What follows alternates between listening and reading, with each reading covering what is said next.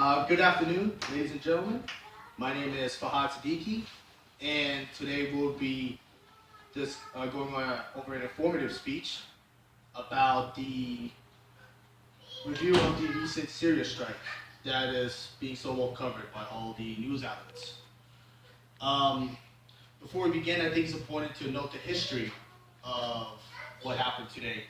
It originally started with the Arab Spring in 2011, in which many Muslim countries everywhere wanted to have independence. And many of them had some constitutional reform, some of them didn't, like Libya and Syria, where their dictators decided to quell the Arab Spring rather violently. And the people started to resist, which created regional instability. Some of the instability is still ongoing today, such as Syria. So, in August 2013 was the first recorded use of chemical weapons by Assad. And after that, there were other instances that built up to the events that led to today.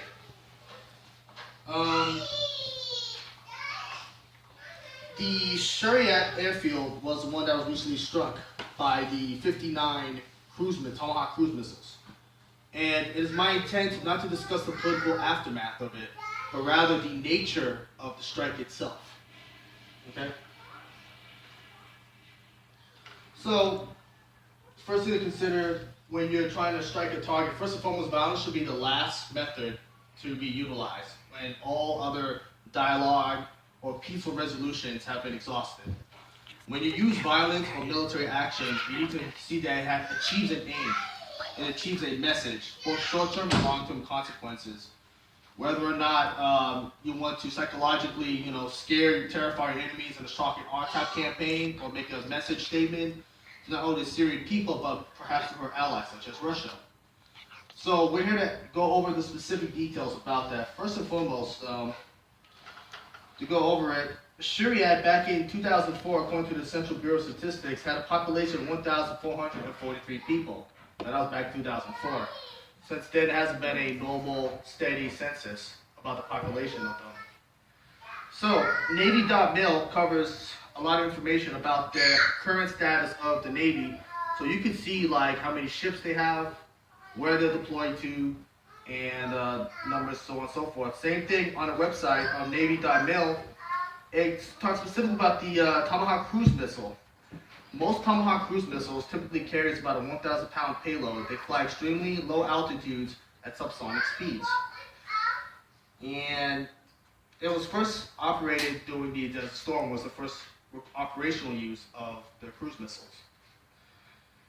Moving on, Raytheon, which is renowned for their technological company, records there's many different types of cruise missiles, many different types of models. But typically they're about 18 feet long. If you add a booster, they're about 20 feet long. Each missile varies in range due to their model designs. They either have a unitary warhead, which means a singular warhead, or it can deliver a submunitions dispenser for bomblets. That means it can dispense many tiny bombs and cover a wider area in that respect. So, in the strike itself, so what you need to consider is the quantity and the quality that was used in the cruise missile strike, about 59. You have to consider your target and what you want to do. If you want to obliterate the target, then you need to have the correct amount of ordnance to destroy the target, nothing more, nothing less. At the same time, you need to make sure you don't overdo it or underdo it, which requires a little bit of calculations. What are your weapon systems you have available and what they're capable of? So, people might think 59 missiles are excessive. We're not part of the planning staff, so we don't know exactly what happened during that strike. We don't know if they had 59 missiles with a small payload. Maybe 1,000 was the minimum that they had, and maybe it was a giant airfield. Or maybe they wanted to make a more powerful statement by overdoing it. We don't know the specifics of it. But you want to use whatever goals that you have, whatever military resources you have to achieve your goals. And that, in my respect, is probably the reason why they utilize that quantity and quality of weapon systems against this airfield. Now, one short-term consequence has already occurred is, according to the Associated Press from Yahoo, Russia has already cut their hotline for mid-air collisions with the United States as a type of protest over what recently happened. Now, one could view this that Russia also has a fine line and political considerations they have to appease both sides as well. When the chemical weapons attack happened, you have the one group of people who wanted America to, oh, somebody do something, but then you have another crowd saying no boots on the ground. So maybe this was the appropriate method to appease both crowds. Then again, I won't get too political into it. We're just discussing the specifics of the strikes. Any questions? So I know you don't want to get into the politics of it, but do you feel that the over-coverage by the mainstream media is an attempt to make it more of a deal than it actually is? Obviously I can't speak for the United States government. In my personal opinion, I think most definitely it is.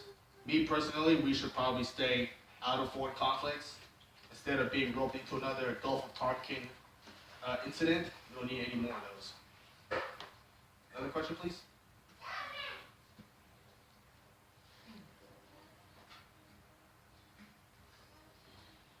Yes. What are more impacts that we can see going forward, or do you know? Right now the situation is still developing. It literally just happened, 72 hours ago? And it's too soon to do a complete evaluation or analysis. Plus, we are not higher up in levels of government. We don't know what their train of thought is, what they're planning, why they even decide on this course of action. But I know that the leadership knows that their every move is being watched by mainstream news media, by world leaders, by everyone around the world, especially the Trump administration. So they know that they have to tread carefully and be measured in every response and every action that they take. I don't know what action is going to happen in the near or far future, because I doubt even the administration would know about that. But it's going to be interesting to see how this sort of events unfurl in the next 72 hours, or so on and so forth. One more question, please. Yes.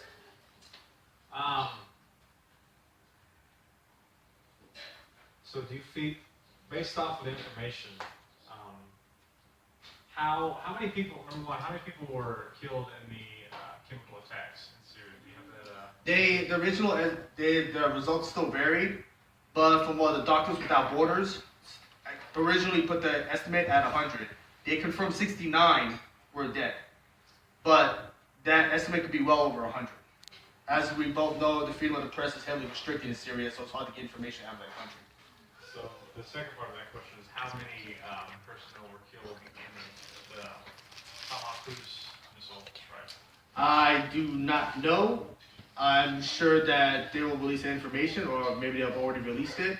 At the time of my research, I did not find that information about the amount of casualties conducted on the ground. But normally, typically after these type of high-profile strikes, the Pentagon, some type of spokesman, would conduct some type of debrief to reporters to give them a walkthrough about the strike and how it happened. Okay, well, thank you very much, ladies and gentlemen, and thank you for being here.